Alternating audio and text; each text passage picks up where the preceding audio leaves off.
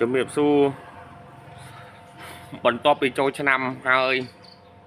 អត់បានទៅស្រុកអត់បានអីផឹកឡើងហៅមុខស្ពល់គ្មានសល់អីទេแล้วហៅមុខ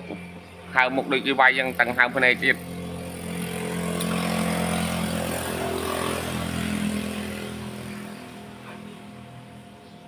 តែសម្រាប់ដែរអត់មានគ្រុនណាហៅមុខស្ពល់ហើយងើបដោះថ្មិញតាំងពីព្រលឹមคนប្រុសខ្ញុំ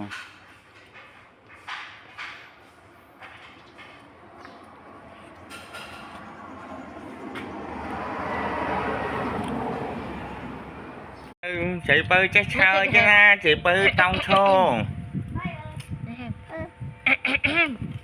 ôn Jasmine thùng hơi